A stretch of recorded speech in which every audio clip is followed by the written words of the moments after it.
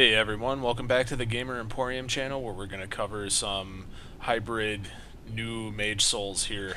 The hybrid is of, it's called Stormalist or Elementalist, whichever one you prefer. I prefer calling it Stormalist, it's easier to say, it sounds better to me, but basically the spec goes with Elementalist and Stormcaller with 3 in Harbinger.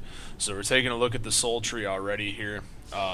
5 in Biting Cold for the Elementalist tree. We're starting with 5 in Biting Cold, 1 in Ice Shield, 5 in Elemental Link, 2 in Abrasion, 5 in Tempest, 2 in Weathered, 1 in Elemental Surge, 1 in Greater Elemental Affinity, 1 in Icy Carapace, 2 in Cycle of Earth, 2 in Cycle of Air, 3 in Planar Expansion, 1 in Synergize, and 1 in Intensify Elements.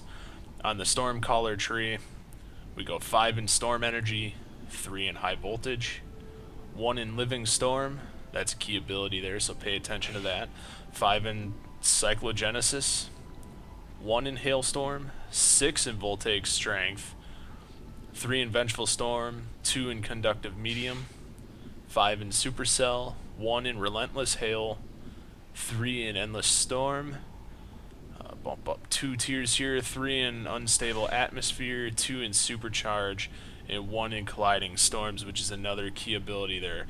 So the reason we take 41 Stormcaller, for the most part, is for the damage increases. As you see, they made a new change where you get rank 6 of 6 for Voltaic Strength. It used to be only 5. So now you get a lot more benefit from that, since you can put 6 points in there, and that just dumbfounded me from the get-go. But to be able to put 6 points into an ability was kind of odd.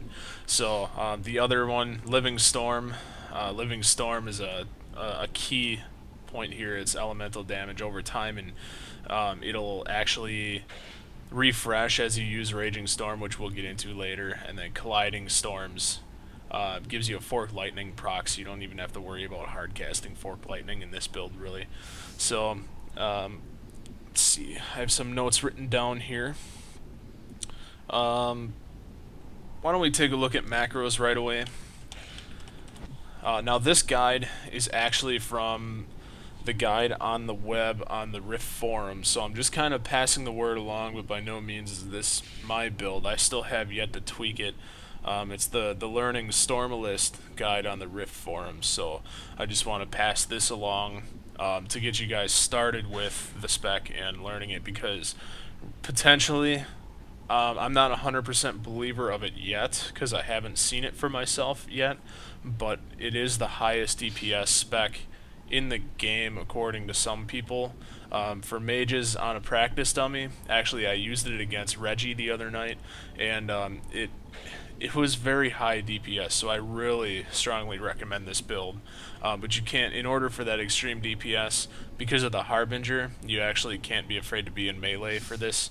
So if you have a problem with melee, you're not going to do as good with this spec, and I would recommend something else like Warlock, or maybe Pyromancer, Necromancer. There's a Necrolist build out there that I still don't have, but one of those might be better suited for you if you don't like melee with the mage here. So the macros from this forum, there's basically boils down to 2 things. There's a water spam and an air spam. So this is how the water spam goes, is show Icicle, suppress macrofailures, cast Icicle, cast at GTAE Hailstorm, so that one casts on the target, cast Icy Carapace, cast Stormbolt, cast Storm's Fury, cast Storm Slash, cast Thunder Shock, cast Ice Shield, and I personally put petattack in there so I don't have to control the pet with a control button or clicking on the the bar down here to make them attack. Your air spam is a show Stormbolt, suppress macrofailures, cast Static Flux, cast Storm's Fury, cast Stormbolt, cast Storm Slash, cast Thunder Shock, cast Ice Shield, and petattack again. The next macro I just wanted to add in is the Raging Storm macro, which is Raging Storm, suppress macrofailures, cast at GTAE Raging Storm. So, and after the Raging Storm, pretty much that's it for the macros. So now let's talk about how the rotation works. basically, to start off, pre-pull, we're going to talk pre-pull here for a second. Pre-pull is kind of a pain with this spec. Your buffs that you're going to want to use, well, first you have to have your greater air elemental out.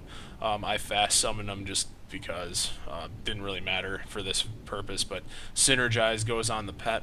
It helps you restore your charge. This spec works a lot like Arbiter, and the way Arbiter works is where you consume your charge, then you build your charge, then you consume it, then you build it. So one of the new changes to Stormcaller is any water ability you use typically consumes charge, and any air ability you use typically gains charge. So with that being said, to gain your charge pre-fight, you want to target the dummy and use Storm Locust. Now, talking about Storm Locust, this is a buff you want to keep up at all times. It's a 60-second debuff, and what it does is increases the damage that the enemy receives by the mage by 20%.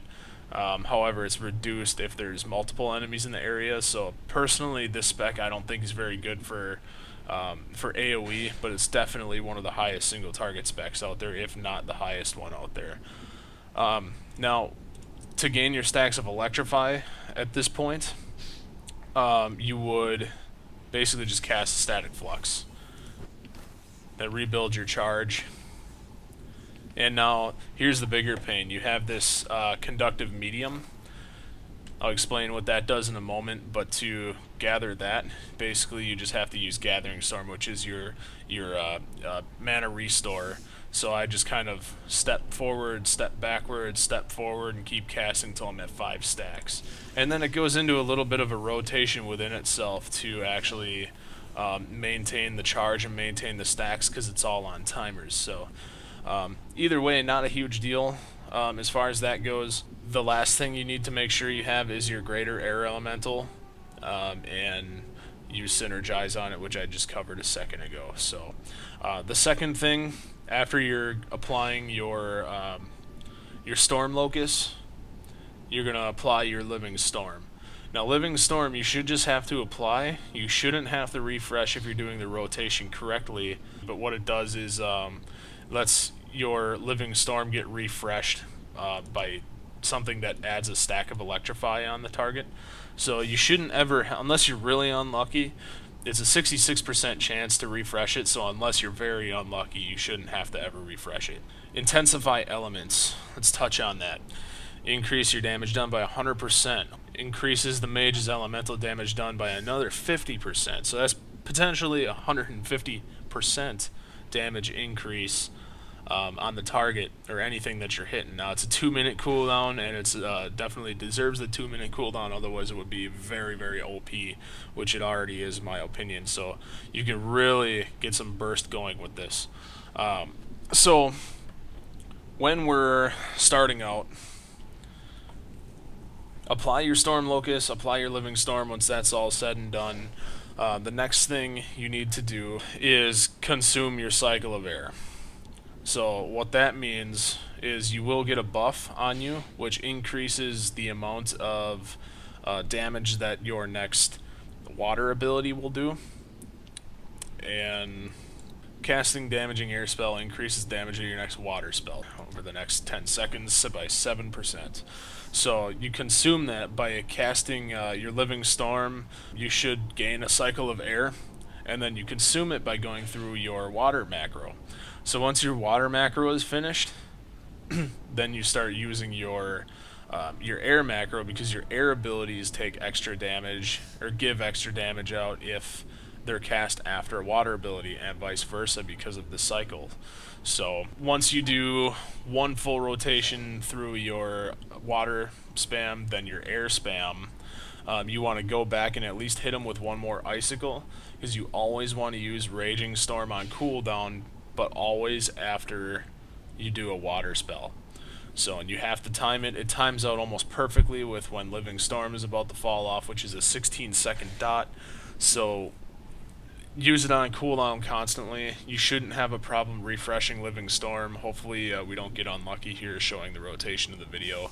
So I'm going to take a brief pause and come back with showing you the rotation. Okay, so now after that brief moment, we have everything set to go. We have all our stacks. I'm just gonna quick refresh a couple things, get this dot up. We're gonna run in. Storm Locust is on, so go ahead and hit your Intensify Elements right off the bat. Continue through until you get a Stormbolt, then switch to your air spells. Once you get a few seconds left on your Living Storm, cast an Icicle, then cast a Raging Storm, and proceed to go back into your water abilities after that. Once you hit that Stormbolt, you should be at about 8 or 7 seconds left on that Living Storm. Go through your Storm stuff. Once you get down to 3 seconds left on Living Storm, cast an Icicle and a Raging Storm again. That'll refresh it, then go back into your water abilities. Now, in your macro, you do have Static Flux in there, so that's also going to be giving you extra DPS as well. That's your cooldown from the Stormcaller tree. It consumes a little charge, but no big deal. After Raging Storm again here, we just got to refresh our Storm Locust because it came up in 60 seconds, so we're a minute into the combat pulling 18.1k, which is actually really good. Just whatever you do, don't let that Living Storm fall off. So I'm going to parse this until about 3 minutes, and then that will conclude our video.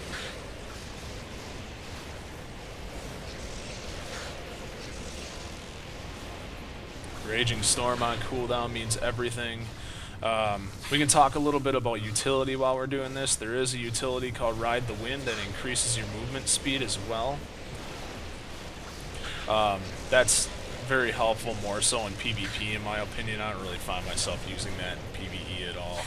But there is a Cyclone, which is a 2-minute cooldown. It pulls enemies to the target's location and interrupts them as well. So, with that being said, again, good in PvP, not really anywhere else. Refresh our Storm Locust here. Means we're at the 2-minute mark.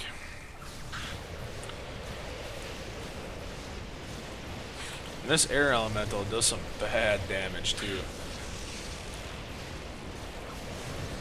So we're still maintaining 18.5 here. This is pretty much... Oh, 2-minute cooldown came up, so we can actually get a little bit off of our cooldown for Intensify Elements.